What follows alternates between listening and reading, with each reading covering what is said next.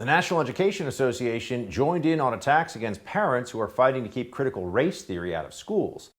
Just after the National School Board Association sent that infamous letter to the White House in which they compared concerned parents to domestic terrorists, the NEA urged social media giants like Twitter, Facebook, and TikTok to confront the so-called anti-CRT propaganda, writing in a letter, quote, "The alarming growth of a small but violent group of radicalized adults who falsely believe that graduate-level courses about racism are being taught in K-12 public schools because of misinformation spread on social media." Joining me now is someone fighting against these radical school board groups, parent advocate and vice president of strategy and investigation at Parents Defending Education, Azra Nomani. Oh, thanks so much, Buck. Appreciate it. Okay, just first give us a sense of the problem here and some of the players involved. I mean, people have heard this. It's kind of hard to keep it all straight.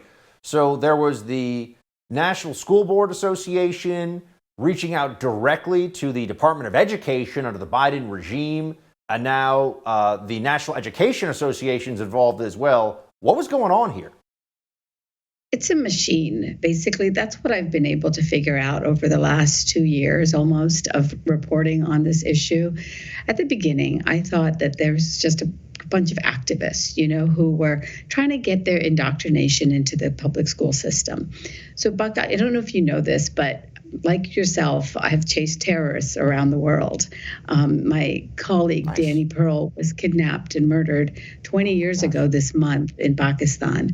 And I know you've been on the forefront, of fighting extremists in the world. Well, at the beginning, I thought it was just a bunch of extremists, activists. And the truth is that what we understand now is that there is a machine. You could call it the woke industrial complex because it is companies like contractors shelling out this kind of indoctrination into our schools, but they are working together with union officials, industry groups like the School Board Association, and now, unfortunately, government. And so it's state-sponsored indoctrination, and that is why it is so alarming when they try to shut down the one defenders that we have of children, pure and sacred parents. And so I hope that helps a little bit. Yeah, absolutely. I mean, Azra, multiple student and parents advocacy groups are now calling for the NEA and the NSBA, National School Board Association, right, to apologize for their crude description of concerned parents and their efforts to seemingly hijack away from them their parental rights and use the federal bureaucracy and even the FBI to do that. So tell us about how that movement's going.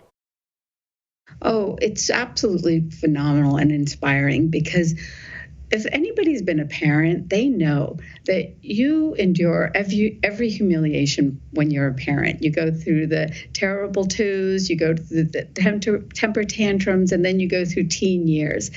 And we are unstoppable in our defense of children. And so whatever smear they throw on us, however they try to shut us down through social media, we will prevail. And that is what's been so remarkable. I mean, we have parents from Oregon to Maine who are just standing up with such moral courage.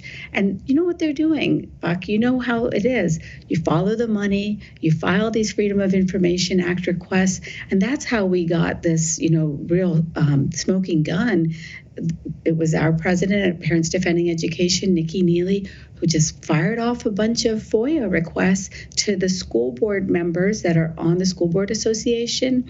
And guess what? That's where we discovered that there was this colluding going on between the School Board Association and the Justice Department, the White House, and now the Education Secretary. I mean, it's just phenomenal and just diabolical, really. And we're going to continue until we get answers to every question because so far, as you might have heard, the Attorney General has tap danced around his responsibilities. So has the Education Secretary. They're refusing to take ownership about this collusion that they participated in against parents, but we're going to make sure that they're held accountable.